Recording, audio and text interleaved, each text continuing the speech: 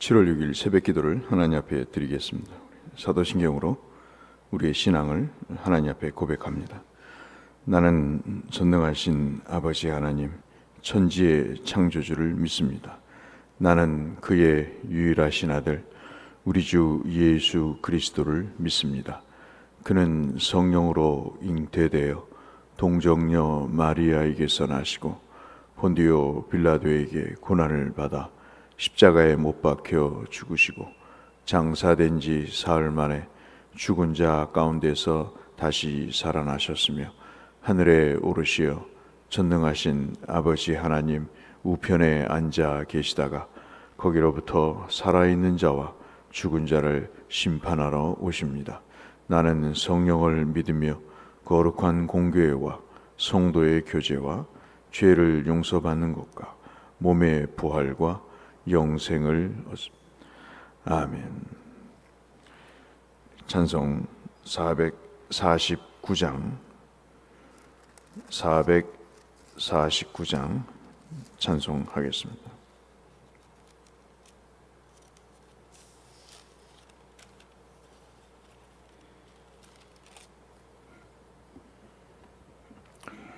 찬송 449장입니다. 예수 따라가며 복음 순종하면 우리 행할 길 환하겠네. 주를 의지하며 순종하는 자를 주가 늘 함께 하시리라.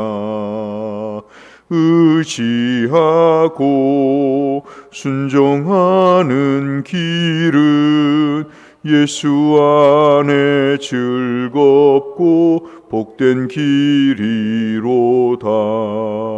해를 당하거나 우리 고생할 때 주가 위로해 주시겠네. 주를 의지하며 순종하는 자를 주가 안위해 주시리라. 의지하고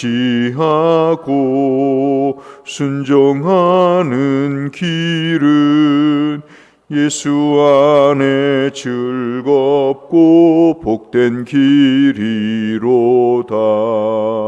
남의 짐을 지고 슬픔 위로하면 주가 상급을 주시겠네. 주를 의지하며 순종하는 자를 항상 복 내려 주시리라. 의지하고 순종하는 길은 예수 안에 즐겁고 복된 길이로다. 우리 받은 것을 주께 다 드리면 우리 기쁨이 넘치겠네. 주를 의지하며 순종하는 자를 은혜 풍성케 하시리라. 의지하고 순종하는 길은 예수 안에 즐겁고 복된 길이로다.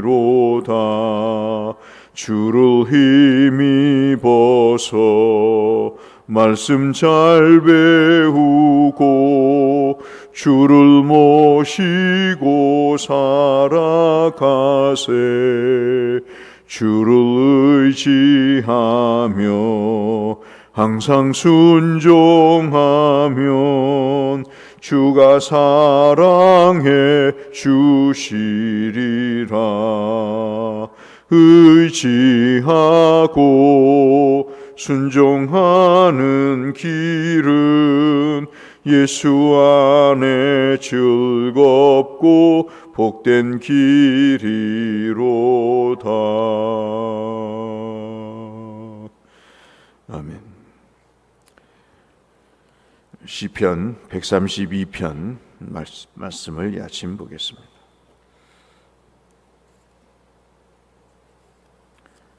시편 132편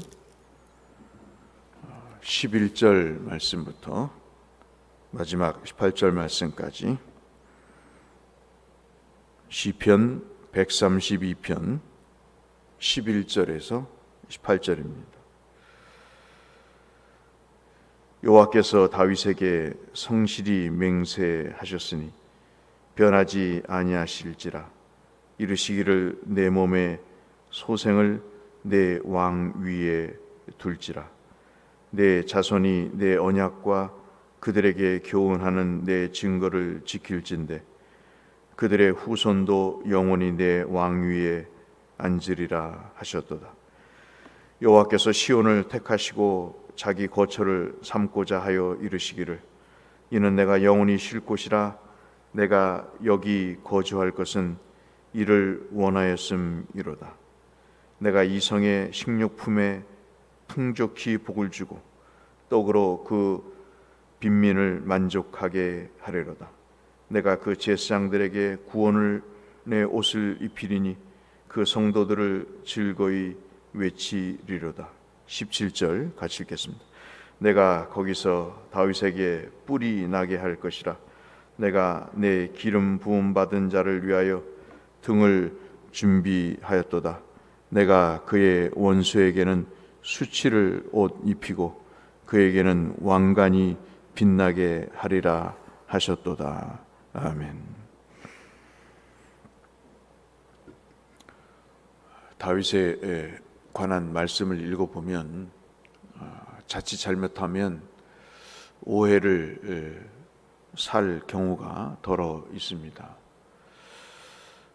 다윗이 복을 받은 것은 성전을 건축하기 위해서 준비하고 그 성전 건축을 열심히 준비한 덕에 하나님이 그것을 보고 오늘 11절 말씀처럼 그 후손이, 그 왕위가 견고히 쓸 것이다 라는 보장을 받은 것이다.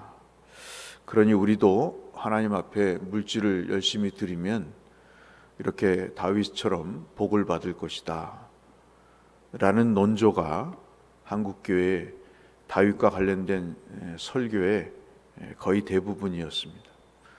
또 그렇게 믿어야 이 논리가 맞는 것 같고, 그리고 그것을 그렇게 해야 다윗과 같은 복을 받을 수 있다는 확신을 갖기가 쉬웠던 것이죠.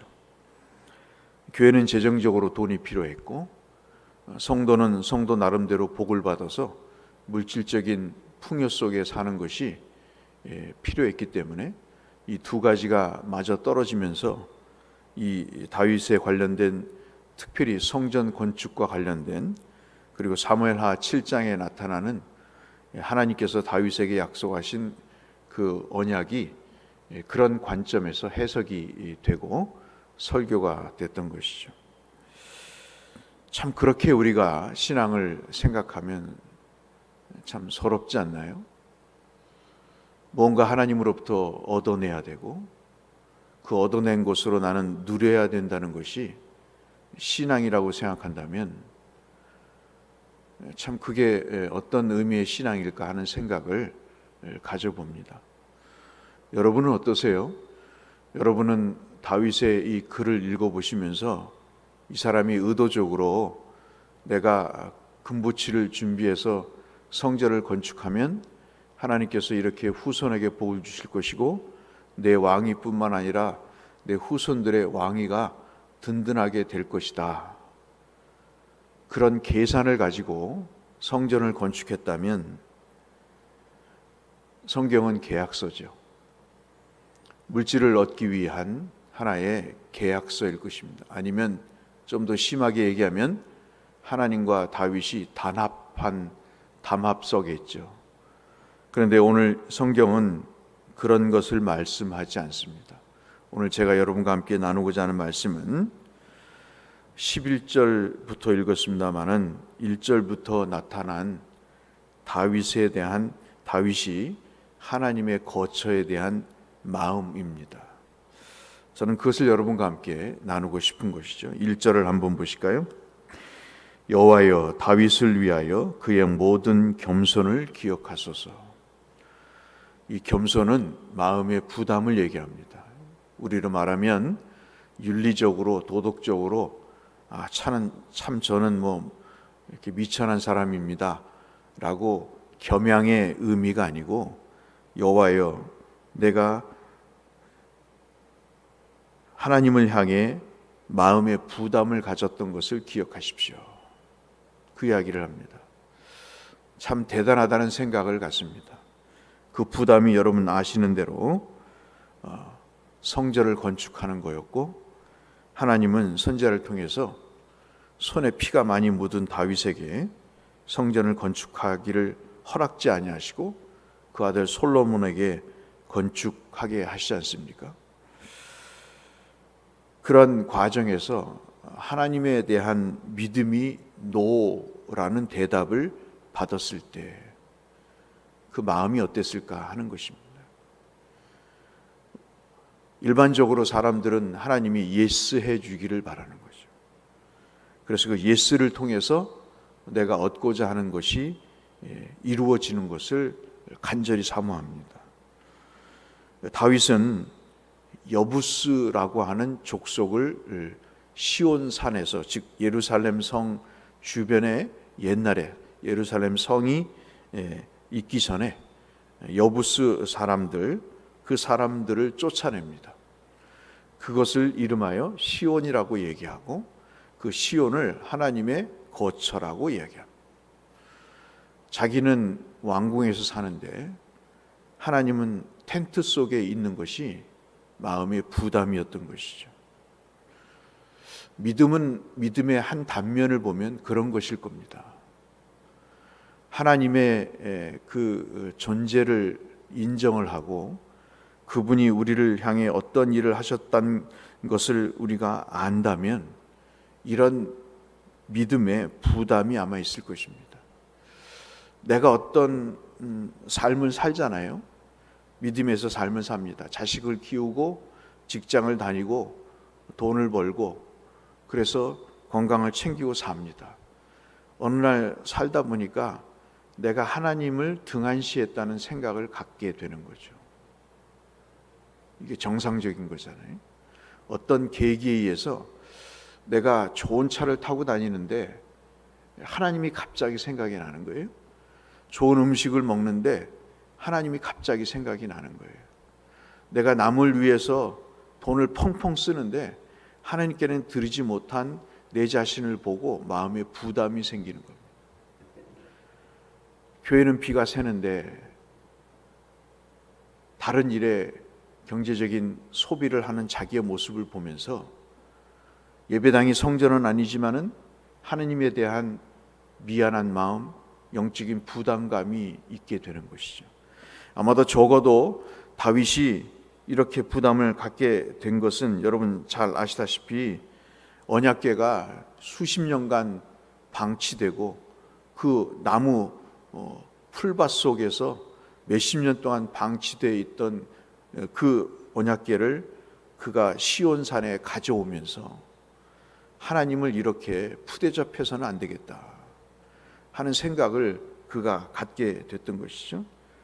그것을 기억해 달라고 이야기를 하고, 그래서 다윗이 성전을 건축하기로 작심을 했던 것이죠. 근데 그것을 하나님이 노하셨습니다. 하나님의 전이 거룩하기 때문에 사람을 죽인 손으로 건축하기를 원치 않으셨죠. 그래서 전쟁을 모르는 솔로몬에게 그 성전을 건축하도록 하나님께서 허락을 하신 것입니다. 이것이 이제 다윗이 갖는 마음의 부담감이었습니다.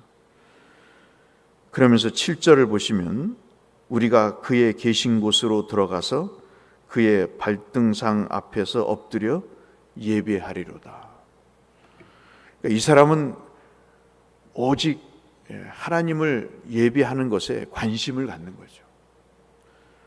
죽을 때도, 죽게 되었을 때도 그 유다 광야의 그 황망한 그런 상황과 황량한 자연적인 조건 속에서도 그것이 하나님의 처소로 생각을 했던 것입니다. 쫓겨다니고 삶의 위협을 받고 있는 그 상황 중에서도 다윗은 하나님의 집을 생각했던 것입니다. 이게 아마 신앙의 한 일면이 아닐까 싶은 생각이 듭니다. 그러니 만약에 다윗이, 이런 믿음을 갖고 있던 다윗이 저같이 물질을 바라고 부귀영화를 바라는 그런 사람을 보면 참 안타깝게 여기지 않았겠습니까? 오직 그러한 마음의 부담감을 갖고 있다가 성전을 솔로몬을 통해서 건축하겠다고 하는 하나님의 말씀을 그가 받아들이고 준비를 하고 솔로몬에 의해서 건축이 되는 과정 속에서 하나님이 언약을 주시는 거죠. 참 기특하다. 우리가 잘 아시는 대로 하나님의 전을 건축하려는 다윗에게 하나님께서 다윗의 집을 건축해 주십니다. 여기서의 집은 눈에 보이는 하우스가 아니고 여기서의 집은 가문이죠. 다윗의 왕가를 하나님께서 견고히 하시겠다고 하는 언약을 세우면서 그 다윗의 가문을 하나님이 세우겠다는 약속을 하십니다. 다윗은 하나님의 집을 건축하겠다고 작심을 했는데 하나님은 다윗에게 다윗의 가문을 견고히 하시겠다고 그 집을 세우시겠다고 약속을 해 주십니다. 그것이 우리가 읽은 11절부터의 내용입니다. 저는 이 말씀을 여러분과 나누면서 우리가 좀 결과보다는 과정에 집중할 필요가 있겠다. 신앙생활을 하면서 제 자신이 나이를 먹어가면서 자꾸 결과에 초조하는 제 모습을 봅니다. 뭔가 돼야 되는데 그런 것이 참으로 이렇게 힘든 요소로 다가옵니다. 여러분은 어떠신지요? 내가 이걸 의도했는데 하나님이 노 하십니다. 그런데도 알겠습니다 하고 받아들이잖아요. 그런데 저 같은 경우만 해도 이것이 안 되는 겁니다. 내가 하나님을 위해서 선한 뜻을 가졌는데 하나님이 노 하십니까? 하나님이 이럴 수 있습니까? 라고 생각하는 거죠. 그리고 내가 이렇게 한 것은 내가 할 일이 없어서 그런 게 아니고 하나님께 내가 바라는 것이 있습니다.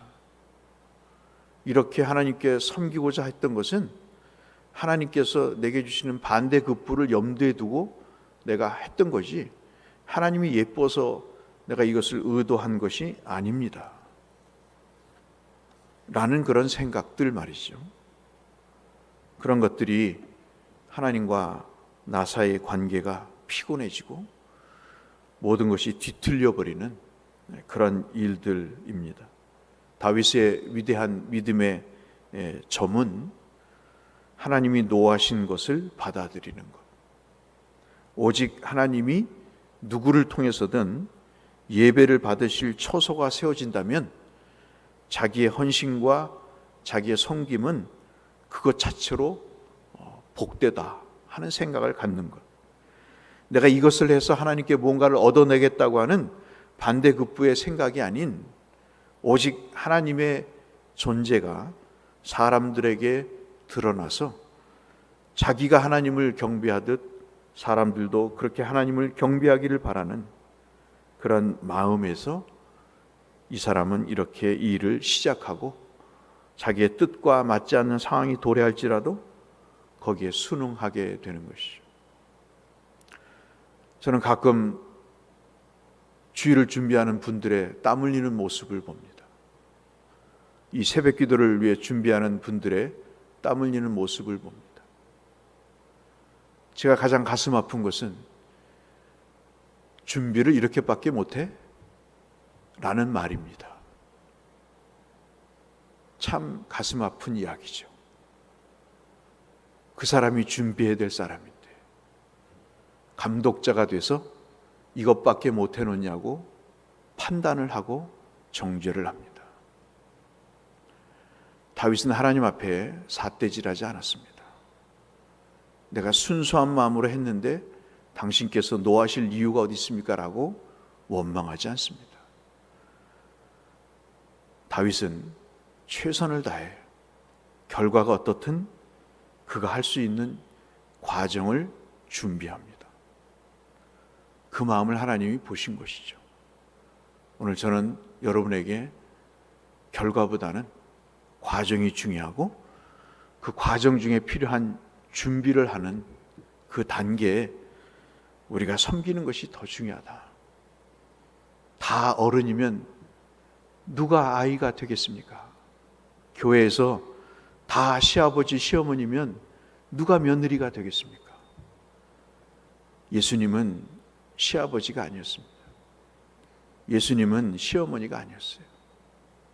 그따위밖에 못하냐고 하나님이 야단치지 않으셨어요. 묵묵히 자기가 할 수 있는 일을 당신께서 해나가셨습니다. 그것이 십자가고 그것이 부활이고 그것을 통해서 영생의 길을 닦아 놓으시는 일을 하셨습니다. 우리 남은 여생 좀 며느리로 살면 어떻겠습니까? 좀 종처럼 살면 어떻겠습니까? 하나님이 영광을 받으시는 일이라면 내 이름이 드러나지 않아도 내 아들이 그것을 해도 어떤 사람이 해도 그것을 통해서 하나님의 영광이 드러나는 일이라면 내가 좀 며느리가 돼도 괜찮지 않습니까? 내가 종이 돼도 괜찮지 않겠는가 하는 교훈을 다윗이 우리에게 보여주는 것 같습니다. 여러분 한번 묵상해 보시고 하나님 앞에 다윗과 같은 영성이 믿음의 모습이 필요하지 않겠나 한번 생각하시고 그리스도께서 우리를 위해서 어떻게 하셨는가를 생각해 보면서 결과보다는 과정에서 준비가 필요한 그런 일에 함께 헌신하시는 우리가 됐으면 좋겠다. 주일 예배를 드리기 위해서 여러 사람이 차량을 운행하고 청소를 하고 안내를 하고 섬기는 그 일을 통해서 내가 쾌적한 곳에서 예배를 드릴 수 있게 됐다 하는 생각만 갖는다면 그것이 도리가 아닐까, 그것이 믿음이 아닐까 하는 생각을 갖게 됩니다. 이 성찰이 우리 모두의 것이 되어서 서로 격려하고 서로 위로해주고 또 함께 도전하는 그런 신앙의 문화가 우리 속에 있기를 이 말씀을 빌어 주의 이름으로 축원합니다. 거룩하신 아버지 하나님, 다윗은 오직 하나님께 예배하는 것에 집중했습니다. 이 믿음이 오늘 우리의 믿음이 되게 하셔서 그 믿음을 보시고 여부스 사람들이 살던 시온산을 주님의 성전으로 만들고 그곳에서 거룩하신 하나님을 예배했던 다윗, 그 일로 인해 하나님을 미에 축복을 받았던 다윗의 삶의 모습이 오늘 우리들에게도 재현되는 은혜가 있도록 아버지 도와주옵소서. 예수님 이름으로 기도드렸습니다. 하늘에 계신 우리 아버지, 아버지의 이름을 거룩하게 하시며 아버지의 나라가 오게 하시며 아버지의 뜻이 하늘에서와 같이 땅에서도 이루어지게 하소서. 오늘 우리에게 일용할 양식을 주시고 우리가 우리에게 잘못한 사람 용서하여 준 것 같이 우리 죄를 용서하여 주시고 우리를 시험에 빠지지 않게 하시고 악에서 구하소서. 나라와 권능과 영광이 영원히 아버지의 것입니다. 아멘. 함께 주님 앞에 기도하시겠습니다. 감사하신 아버지 하나님, 오늘도 생명을 주시니 감사합니다. 목숨을 연장시켜 주시니 하나님 감사합니다. 오늘도 말씀의 자리에, 기도의 자리에, 찬송의 자리에 우리 영혼을 정결케 하시고 주를 바라봄에 초점을 맞추게 하시니 하나님 감사합니다. 다윗의 믿음을 영성을 배우게 하시니 하나님 또 감사합니다. 주 하나님, 다윗에게 주신 마음이 우리에게도 있게 하여 주셔서 하나님을 예배하는 그 일에 모든 삶의 우선이 되게 하여 주시고 그 일에 중점을 맞춰 살아가는 우리가 될 수 있도록 성령께서 우리의 마음을 주장해 주시옵시고 뭔가 주님을 위해서 준비하는 사람이 될 수 있도록 하나님이 붙들어 주옵소서.